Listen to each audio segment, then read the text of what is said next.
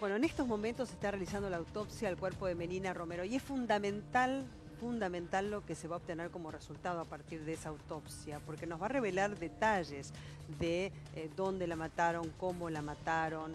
Estamos con la doctora Fernández Chávez, que nos puede aportar también detalles de lo que hoy se está haciendo en Lomas de Zamora. Primariamente tengo entendido que van a realizar, bueno, una de las cosas básicas que se hace en Sí. una autopsia es determinar causal de muerte, ¿sí? Se determina también data de la muerte si es posible. Cuanto más tiempo pasa se empiezan a dificultar los márgenes, pero una ventaja aparentemente es que hay muestras entomológicas como para poder hacer otras técnicas que a veces se dificultan en lugares cerrados o algo así. ¿Cómo sería eso? Las muestras entomológicas lo que hacen es estudiar el cuerpo cuando entra en descomposición. Sufre una oleada de insectos, ¿sí? Que esos insectos se alimentan del cuerpo y a partir de ello se puede determinar en base a cómo van evolucionando, en base a su tiempo y su evolución y su crecimiento, se puede determinar si el cuerpo fue trasladado, si los insectos, por ejemplo, son de agua o son de tierra.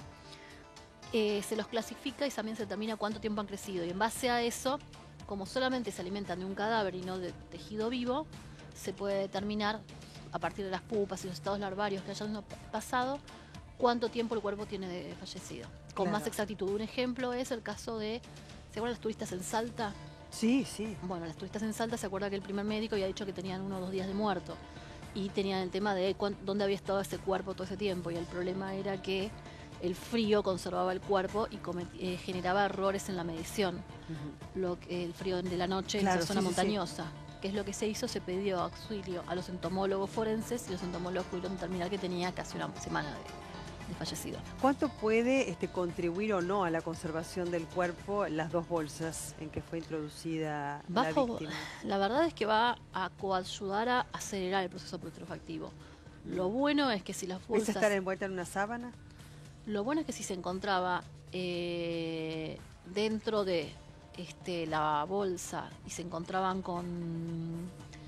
si no se han roto, se puede llegar a encontrar todavía algunos restos de fluido que no hayan estado en contacto constante con el cuerpo en proceso putrefactivo, porque si no también acelera la putrefacción de esas muestras. De los propios fluidos. Claro. Los fluidos son importantes porque tengamos en cuenta que a partir de allí se puede hacer cotejo de ADN con los porque sospechosos teóricamente ha sido violada. Claro. Es estar sumergida, estar expuestos al cuerpo que está por tanto tiempo. Las declaraciones del doctor Biondi van en consonancia con lo que está diciendo en cuanto a que se encontraron fluidos. El tema es el estado en el cual se si se puede recuperar ADN. ¿Cuánto tiempo, por ejemplo, digamos, puede llevar a la putrefacción, digamos, de los fluidos que no permitan ese cotejo? El tema es que hay muchísimas variables. Por ejemplo, el cuerpo, o sea, se va acelerando en función de las heridas que tenga el cuerpo, el sangrado que ha sufrido, que también favorece el ingreso de bacterias, si las lesiones favorecieron que se diseminen las bacterias que están a nivel estomacal, que no, parte de nuestra flora natural bacteriana. También lo que está en lo que es la zona uterina también puede favorecer o no, acelerarse o no. Claro. Y las condiciones de calor, el haber estado sumergido, si estuvo siempre en este lugar que era inundable pero que después bajó el agua, todo eso va a cambiar.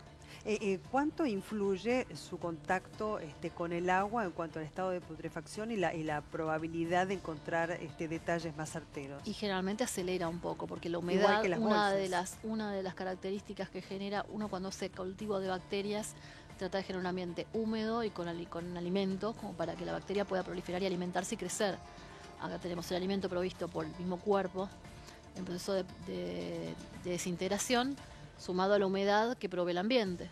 O sea que todos estos factores que estamos señalando y que probablemente han estado presentes en lo que ha sido no la escena del crimen, pero en la posterior, digamos, en cuanto a traslado del cuerpo, colocarlo allí donde fue puesto, son, digamos, contraproducentes a los propósitos de obtener resultados. Uno, el contacto con las bolsas de nylon que acelera el estado de putrefacción y también, digamos, para los propios fluidos que se pueden cotejar con el ADN en los sospechosos detenidos a detener.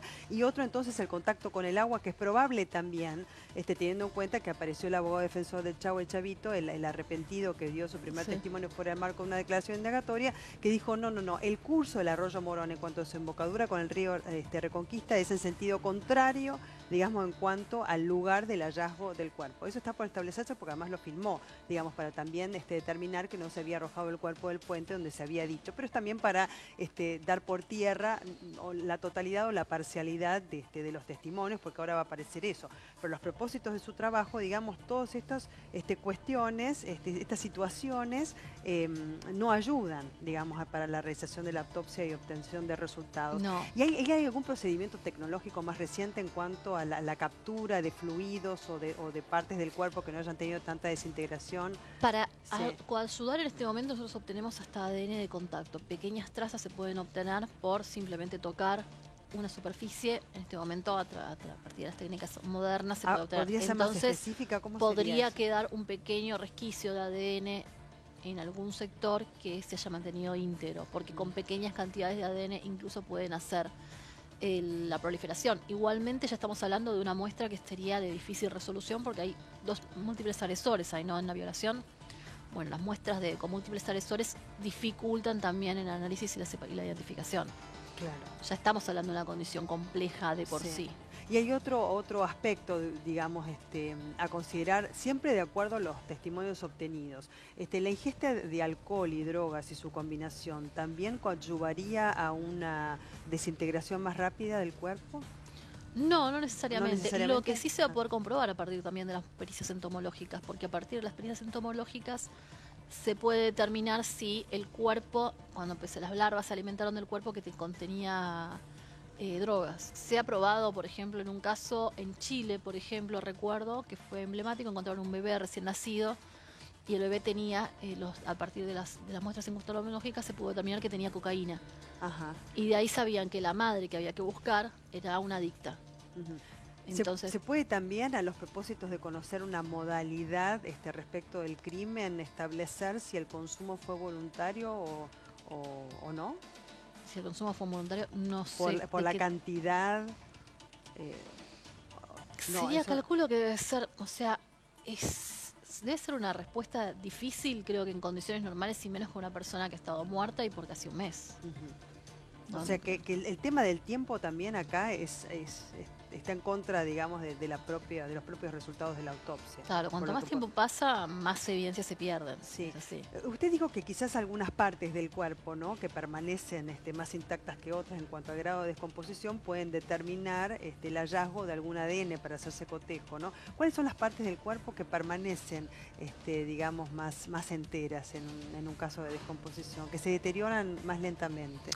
Es que también hay múltiples factores en este caso. Por ejemplo, por darles un ejemplo, en el caso de las lesiones, ¿sí? Tanto los insectos como las bacterias proliferan donde tienen lesiones sangrantes, por ejemplo, ¿no? Por el hecho mismo de que es una puerta de entrada, la piel resulta una barrera, de ahí las infecciones y de ahí que uno hace cuidados sobre heridas. Entonces habría que ver cuántas lesiones sufrió el cuerpo, ¿sí? Tanto vital como post-mortem. Después, adicionalmente, habría que analizar dónde estaba la muestra. En este caso tenemos que buscar, teóricamente, si hubo una violación, ADN. Y si la violación no ocurrió, habría que ver si realmente el modo de muerte fue por traumatismos como alega o causa traumática. Y si la causa traumática, ¿cuál fue el elemento utilizado? Si fue solamente los puños, si se ayudaron con algún elemento contundente. Claro. En cuanto a las lesiones en un estado de descomposición del cuerpo, como se podría establecer, ¿no?, a prima fase, sin la realización de la autopsia, que por supuesto va a brindar detalles respecto del cuándo, bastante fehaciente, se calcula más o menos 25 o 30 días, pero ¿se pueden determinar lesiones con ese estado de descomposición del cuerpo? Si son traumatismos que llegaron más a plano óseo, seguramente. Sí. Y del plano de tejido blando, que sería músculo, tejido de piel, etcétera, y va a depender de múltiples factores. No me quiero poner tan técnico en cuanto a cómo está el cuerpo en este momento, cómo es esperable encontrar el cuerpo, pero bueno, ya está en una etapa donde mucho del aspecto del cuerpo ha cambiado grandemente, donde se ha visto muy deteriorado también. Claro, pero usted también estableció en base a estas afirmaciones que hace, que me pareció que es un aspecto del cual no escuchamos. Al respecto, si se utilizó algún elemento contundente para golpearla, o fue a golpe de puño, porque lo que estableció el chavo, digamos, cuando muestra su arrepentimiento o autoincriminación, es que la La golpeamos, dice, y la matamos porque se nos fue de las manos. O sea, en base a esto también se podría determinar, a ver si, de qué manera fue golpeada, ¿no? Pero ¿sabe a qué voy? Al tema de que usted señaló, por ejemplo, algún rasguño, algún golpe que tendría que tener alguno de los detenidos. De eso yo no escuché nada todavía. Y ¿Usted no, escuchó el algo, tema es que han doctora? pasado días. O sea, por ejemplo, cuando Claro, uno pasaron muchos genera, días. habría que ver si la patearon, si la golpearon a golpe de puño. Generalmente genera lesiones en la zona del puño cuando realizan un golpe de puño, especialmente contra plano óseo. Pero pasando tantos días hasta que llegan a ellos también, posiblemente ya el proceso curativo avanzó.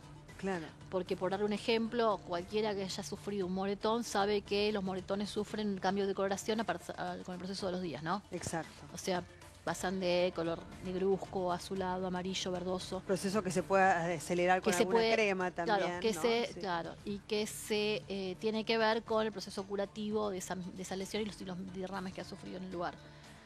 Pero habría que ver cuántos días después llegaron respecto a cuando la mataron, cuando resultó la lesión. Claro. Bueno, vamos a escuchar más detalles en este informe.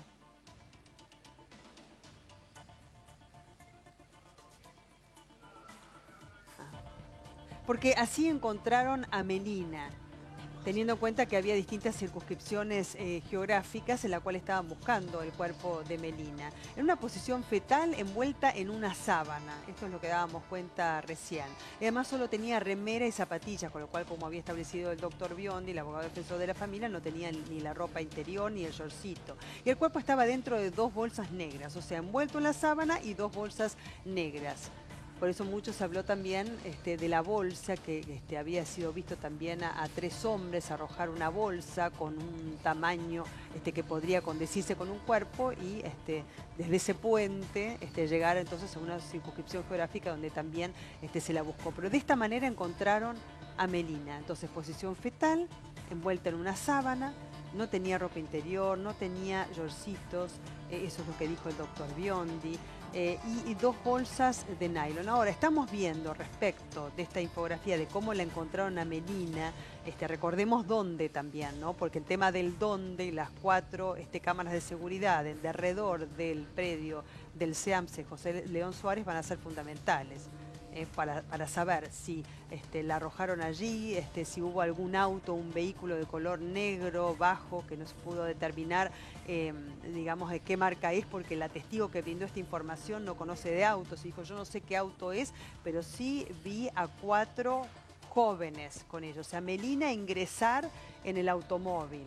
Entonces, en el automóvil, ese automóvil que describe, sin saber qué marca es, podría haber llegado hasta el SEAMSE, llegaron caminando. ¿De qué manera, digamos, llegaron para depositar el cuerpo en estas condiciones, en ese lugar y desde dónde venían por otra parte? Teniendo en cuenta que hay algunos lugares donde no se encuentran cámaras de seguridad, pero sí en el lugar donde se la encontró, porque es lindero al predio del SEAMSE de José León Suárez, también da la parte trasera del penal de San Martín. Entonces, en Ruta 8 y Camino del Buen Aire, teniendo en cuenta los distintos testimonios que llevaron a una circunscripción geográfica distinta, ¿no es cierto?, para emprender la búsqueda. Uno, el Arroyo Morón con la desembocadura en el río Reconquista, Ruta 8, Camino del Buen Aire. Se había llegado entonces a Arroyo Morón en esa zona, en la zona de Hurlingham, que ahí es donde se deriva también la hipótesis de que hubiese sido arrastrada la bolsa para desembocar en el Reconquista, porque se encontró en la proximidad del río Reconquista, y ahora la autopsia también va a revelar si ha tenido contacto con el agua.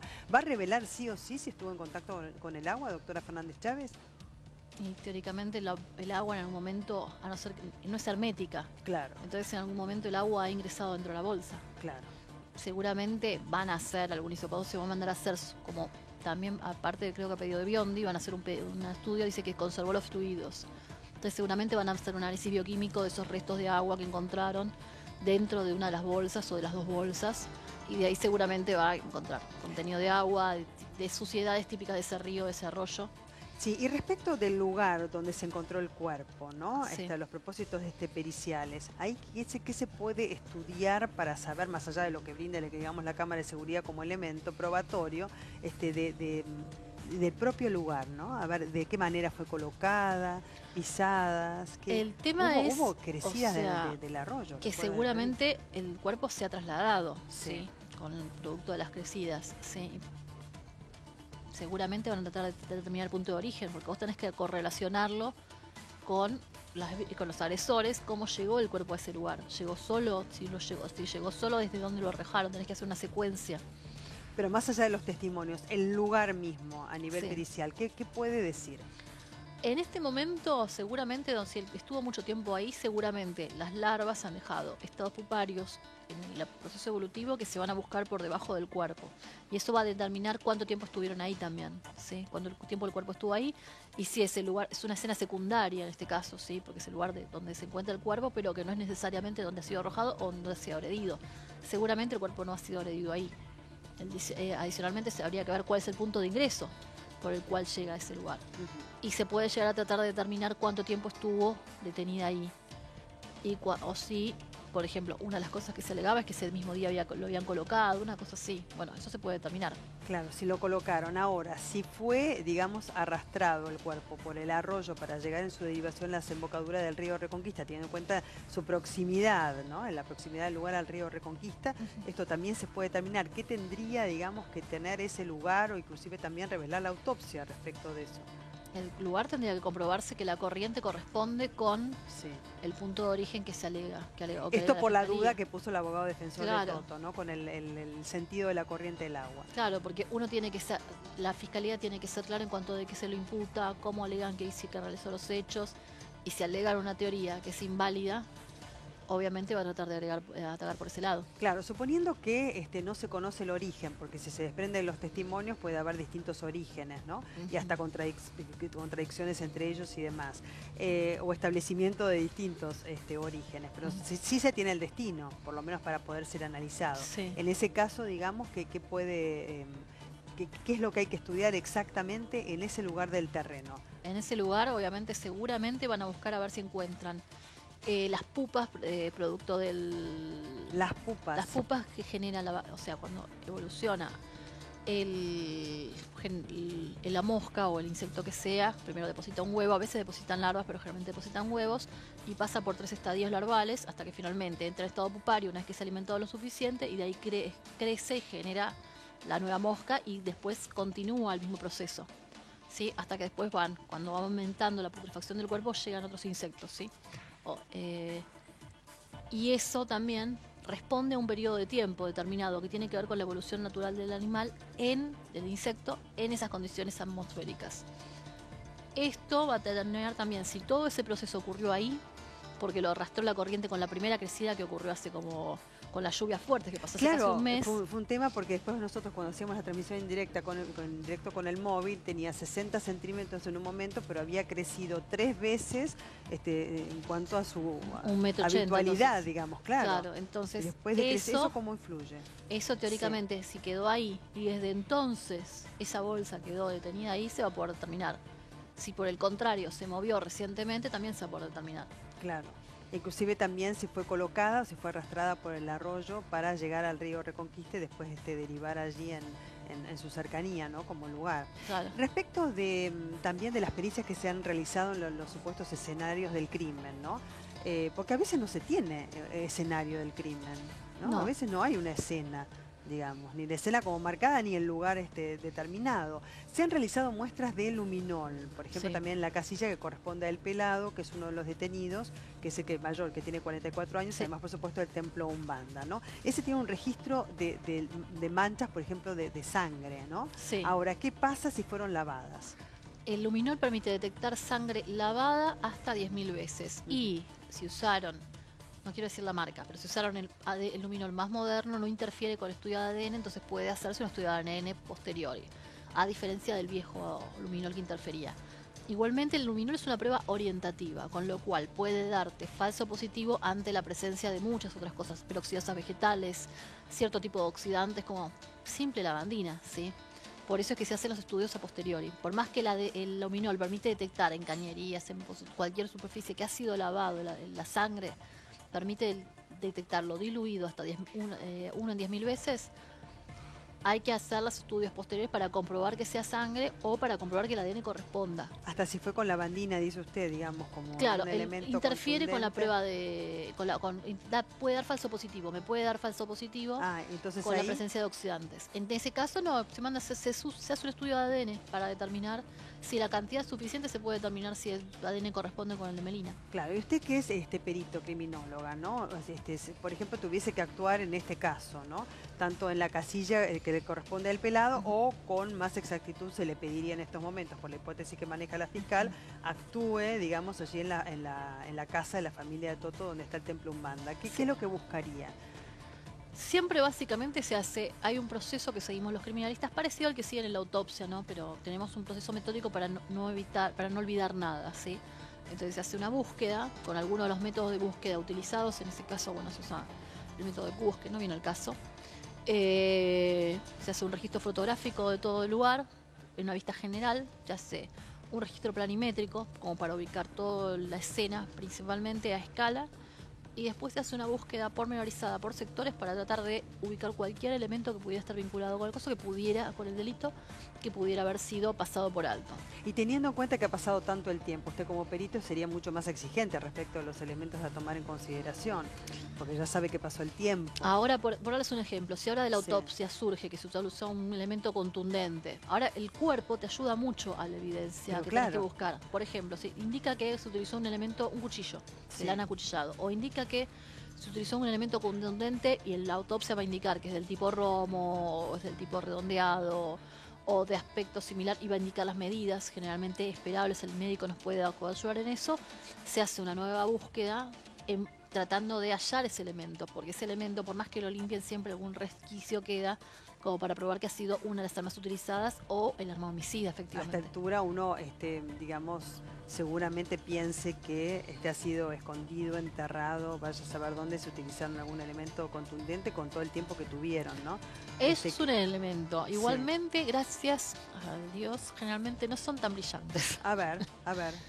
Hay muchos casos donde se han encontrado evidencias con mucho tiempo a posteriori y que pudieron haberlas ocultado. Por suerte, gracias a Dios. Que no puede ser el elemento contundente, que puede ser otra cosa. Un cuchillo, digamos. Muchas veces se encuentra a posteriori, sí. Y usted, por ejemplo, respecto de los testimonios que tiene, porque es lo que tenemos nosotros, los testimonios y lo que va escuchando, ¿cree que ha sido algo pergeñado? Es raro, o sea, yo insisto, o sea, como algo suena más como que la violación no ha sido planificada, ¿sí? Como que es algo típico, generalmente ocurren muchos homicidios típicos de el uso de drogas, elimina las barreras inhibitorias. Claro. Y en sujetos que tienen una tendencia agresiva puede generar mayor agresividad. Y a veces discusiones pueden llegar a límites mayores. Y también está la estructura previa del agresor, que no tiene la autolimitación de considerar que la violación estaría mal, por ejemplo. Ahora, que planifiquen una violación y busquen a la víctima sería un nivel de organización bastante elevado. Sí. Y adicionalmente, la idea de captar a la víctima y sabiendo quizás que no ha sido, que no iba a llamar la atención, que no llegara al otro día, que tenían tiempo para trabajar y para descartar el cuerpo. Habría que ver adicionalmente si tuvieron la planificación. O sea, eso se refiere a datos. ¿Qué nos cierra? Si supuestamente una de las cosas que se alega que estaban bajo el efecto de drogas y que eso no te cierra, no coincide con el hecho de organizar un descarte de un cuerpo, colocándolo en doble bolsa, colocando elementos para que la bolsa no se eleve, porque obviamente producto de la putrescencia nuevamente, sí, porque se hincha. Bueno, colocar piedras en la bolsa, colocarle doble bolsa para que no se te rompa cuando estás colocando el cuerpo, colocar todo ese tipo de elementos indica un cierto nivel de organización. Adicionalmente, a ella teóricamente la captan a la salida del boliche, que ya había luz de día. Sí. Y no lo ve nadie cuando... Sale a las 6:46, eso sí lo tenemos por el video. Si no la han visto, habría que ver cuánto tiempo de data de la muerte hay, cuánto tiempo después ocurre la muerte. Si ocurre la muerte y el cuerpo, para poderlo descartar sin ser detectados, tiene que haber sido de noche, en un momento que no haya tanto movimiento. ¿sí? Ahora, siguiendo con Y el ahí curso, seguimos hablando de una personalidad un poco más estructurada, que claro. no cierra con una persona alienada. Claro, puede ser también, digo yo, solamente con los elementos con los que podemos contar en base a la investigación y que se desprenden de los mismos, de los testimonios. Por ejemplo, el chavo que dijo, o chavito que se le fue de las manos y la golpearon, la mataron, la pusieron en una bolsa, dijo, la arrojaron al arroyo Morón, Ujú. que eso es lo que afirmó en cuanto a su autoincriminación.